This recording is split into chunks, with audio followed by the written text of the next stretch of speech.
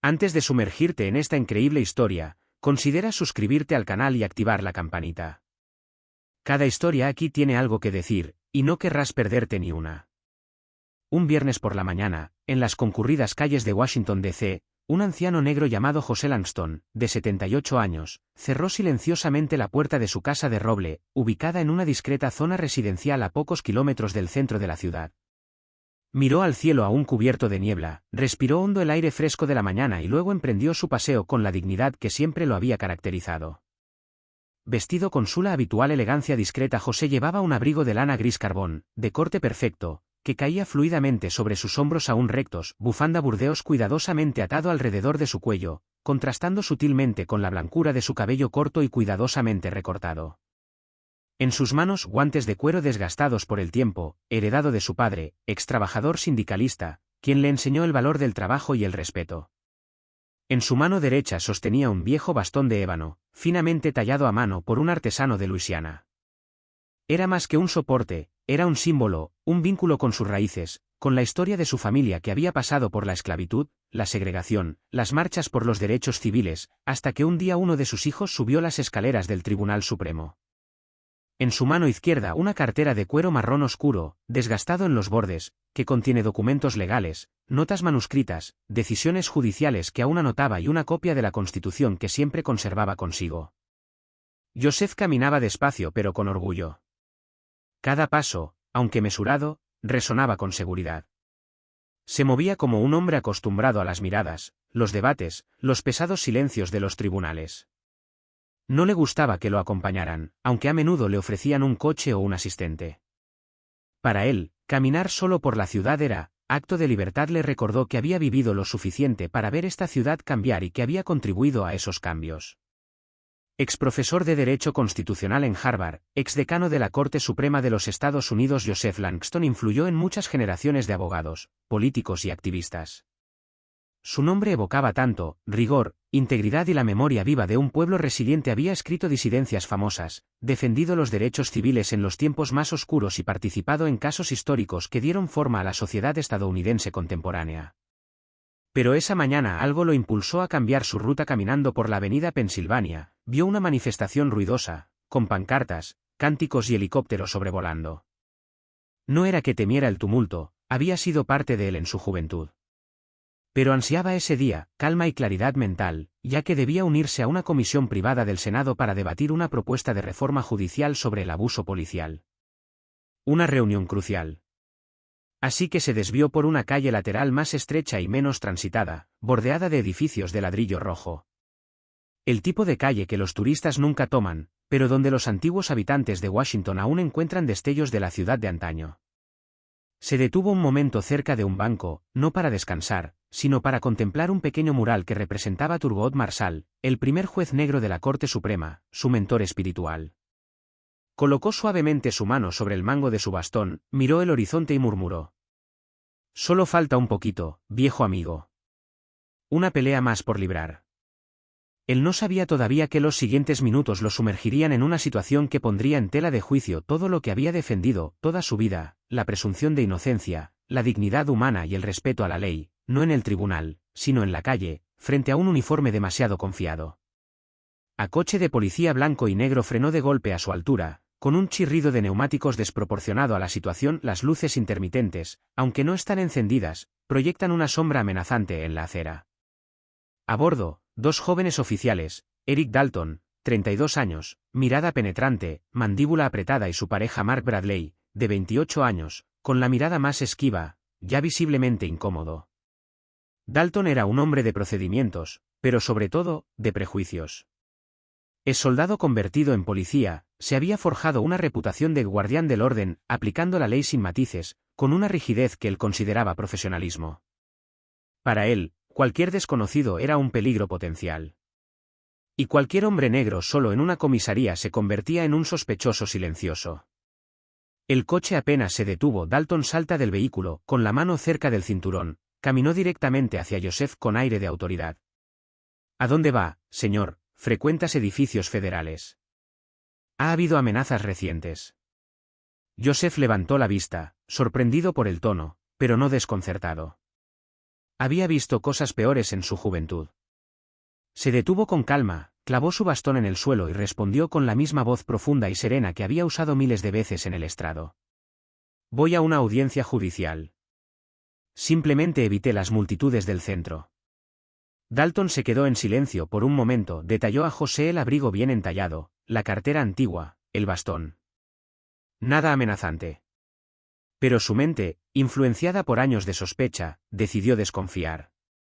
Creyó ver un hueco en el bastón, un compartimento.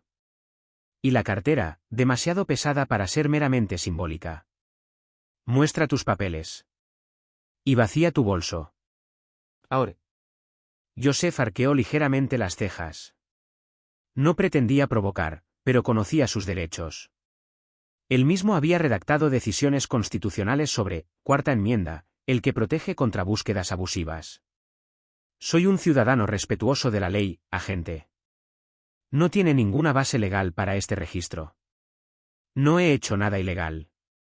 El tono permaneció tranquilo. Pero a los ojos de Dalton, esta respuesta fue percibida como un desafío. No lo veía como un abogado seguro de sus derechos, sino un anciano que se atrevió a responderle, resistirle. No discutas, está usted arrestado por obstrucción del orden público. Bradley, permaneciendo en segundo plano, abrió la boca, dudó en intervenir, pero cambió de opinión. Vio que algo andaba mal. Percibió la injusticia, pero la costumbre, la jerarquía y el miedo a oponerse a Dalton lo obligaron a guardar silencio.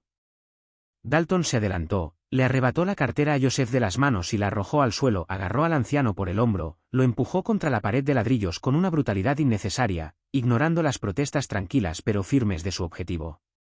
La bastón de madera de ébano rodó sobre el pavimento con un golpe sordo y doloroso.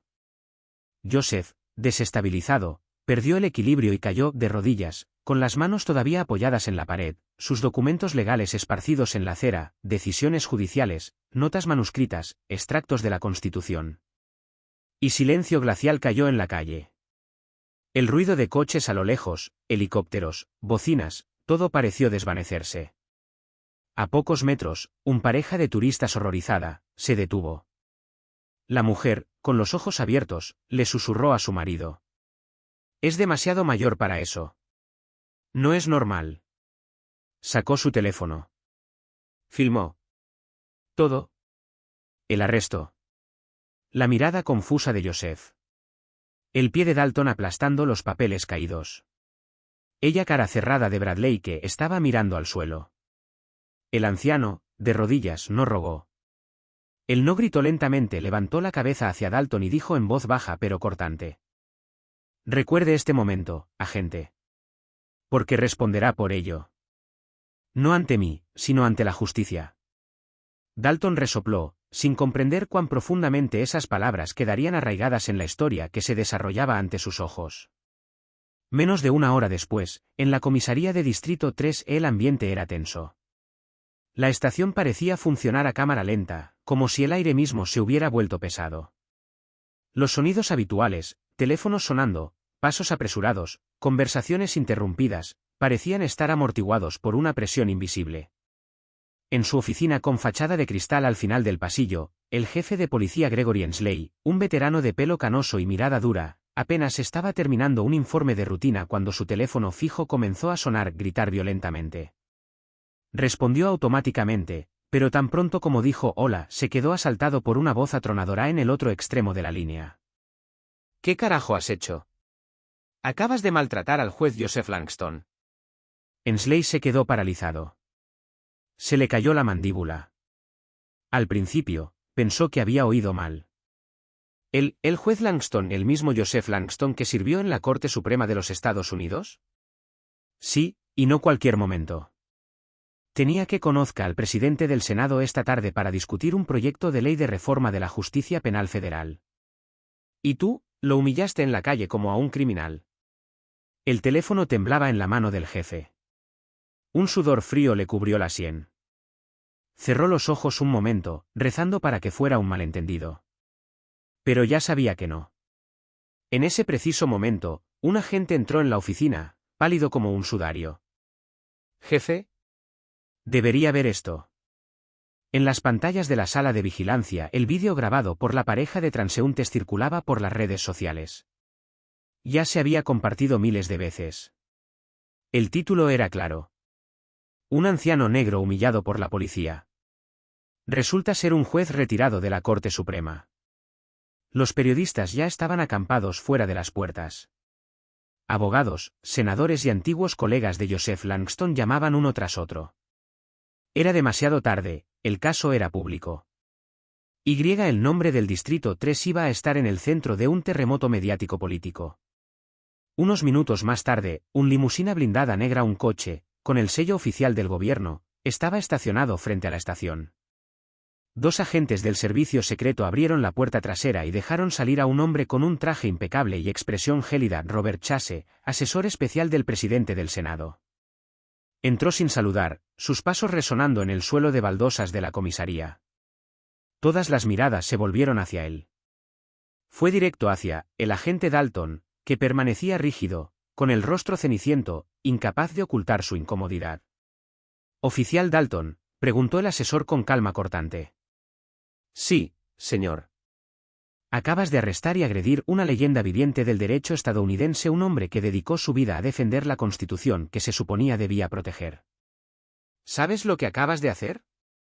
Dalton intentó responder. Tartamudeó, ahogándose en sus propias justificaciones. Yo no sabía quién era. No tenía identificación visible, y no parecía. Entonces el asesor se acercó, se inclinó levemente y preguntó en un tono frío, casi inaudible. ¿No parecía que ser un hombre culto? ¿Un juez? ¿Un ciudadano? ¿O simplemente, un hombre digno de respeto a pesar de su color de piel y su edad? Un silencio gélido invadió la sala. Incluso Bradley, su compañero, bajó la mirada. En una sala de interrogatorios, Joseph Langston permanecía erguido a pesar del cansancio evidente en su rostro. Un médico había venido a revisarlo. Había rechazado una cama, una silla de ruedas e incluso un vaso de agua. Lo que esperaba era que alguien viniera y le explicara por qué, después de todo lo que había dado a su país, había sido tratado como un extraño peligroso. Cuando el jefe Ensley entró con Dalton, Joseph levantó la vista y su mirada recorrió el espacio. «Señor Langston», comenzó el jefe, avergonzado. «Lo sentimos mucho. Se iniciará una investigación interna de inmediato. El Departamento de Justicia». Joseph levantó una mano. Un gesto tranquilo. Firme. «No voy a presentar ninguna queja». Ensley y Dalton se quedaron congelados. «Pero voy a exigir algo. Solo una cosa». Miró a Dalton directamente a los ojos. Lentamente. Intensamente. Que este hombre me escuche. De verdad. No como sospechoso, ni como superior. Que me escuche como ser humano. Se levantó, recuperó su bastón y se puso la bufanda con cuidado. Luego, mirando fijamente a Dalton, añadió. Me juzgaste sin conocerme. Como tantos otros antes que tú. Pero ahora aprenderás quién soy, y por qué eso necesita cambiar. Dalton, incapaz de hablar, simplemente asintió. En el fondo, comprendía que ese momento iba a cambiar la forma en que ves el mundo para siempre. Una semana después, en un anfiteatro sobrio pero cargado de historia del Departamento de Policía de Washington, D.C., reinaba un silencio casi sagrado. Más de 100 oficiales uniformados, tanto agentes veteranos como nuevos reclutas, estaban reunidos, sentados en filas cerradas, con los ojos fijos en el hombre que estaba parado en la plataforma. En el centro, José Langston, vestido con un traje oscuro y sobrio, con el mismo bastón en la mano, se mantenía erguido a pesar de sus 78 años, su voz, profunda y tranquila, llevada a todos los rincones de la sala, sin micrófono, como si se dirigiera no solo a los oficiales presentes, sino a una nación entera herida y esperando redención. No estoy aquí para hablar de mí, soy un anciano. He vivido décadas de historia. He visto el país quemar y sanar, retroceder y avanzar, pero lo que me pasó esa mañana no fue un accidente ni un incidente aislado. Fue el reflejo de un mal más profundo. Se detuvo un momento, observando la sala. Algunos oficiales bajaron la vista. Otros miraron fijamente a Joseph, conscientes de la gravedad del momento. Hablo hoy por aquellos que no tienen voz, aquellos cuyo arresto no será filmado. Aquellos cuyos derechos son pisoteados porque no tienen sin nombre famoso, sin traje bien hecho, sin tarjeta de visita prestigiosa todos los días, hombres y mujeres pasan por lo que yo pasé. ¿Y saben qué? Mucho, soportarlo en silencio, porque no tienen elección. Un murmullo de inquietud recorrió la habitación. Entonces Joseph hizo una pausa y luego se giró lentamente hacia la primera fila, donde se sentó oficial Eric Dalton vestido de uniforme, pero sin arma ni placa, visiblemente marcado. Tenía las manos entrelazadas. Su mirada humilde. Había escuchado cada palabra, como quien escucha un juicio. Oficial Dalton. La sala se tensó. Joseph se acercó al borde del escenario, encontrando la mirada del hombre que, una semana antes, lo había inmovilizado contra la pared sin saber quién era. Te perdono. Un escalofrío recorrió la habitación, el silencio se hizo aún más denso. Pero entiende esto, tu error no vino solo de la ignorancia. Vino de un reflejo inculcado de un condicionamiento que nuestra sociedad, nuestras instituciones, nuestros medios de comunicación, nuestra historia te han transmitido. No es a ti, como hombre, a quien condeno. Es el sistema que te enseñó a temer ciertas caras. José hizo una pausa y luego continuó con más suavidad. Es hora de reaprender a mirar. Ver personas, no perfiles. Ciudadanos, no amenazas. A aplausos silenciosos se levantó y luego se extendió por toda la sala. No fue un aplauso triunfal. Fue un aplauso de aceptación, reflexión, reconocimiento. El discurso fue grabado y transmitido por canales nacionales. Las imágenes del arresto, seguidas de las del juez Langston en el escenario, se viralizaron en todo el país y luego en el mundo. Sus palabras se difundieron masivamente en redes sociales. El discurso se convirtió en un momento histórico. Un electroshock. La Casa Blanca reacciona, así como el Senado. Varias instituciones judiciales y policiales abrieron investigaciones internas. El Departamento de Policía de DC anuncia una reforma inmediata, incluidos los módulos de concientización obligatorios sobre los derechos civiles, la historia racial de los Estados Unidos y la ética del discernimiento. Dalton, por su parte, fue suspendido de funciones sin goce de sueldo por tiempo indefinido. Pero eso no es todo. En una conferencia de prensa sorpresa, Joseph Langston anunció la creación oficial de la Fundación Langston para la Justicia y la Igualdad, cuya misión sería capacitar a las fuerzas del orden, sensibilizar a los jóvenes y documentar los abusos sistémicos. A su cabeza, Amara Langston, su nieta, abogado brillante, graduado de Columbia, activista de los derechos civiles y figura en ascenso en el Colegio de Abogados estadounidense. Fue ella quien invitó a Dalton a integrarse, voluntariamente, primer ciclo de formación piloto de la Fundación. Para sorpresa de todos, Dalton aceptó. Pasaron los meses. Dalton asistió a todos los talleres. Escuchó a expresos que habían sido arrestados injustamente. Escuchó las historias de madres que habían perdido a un hijo en un arresto brutal. No intentó defenderse.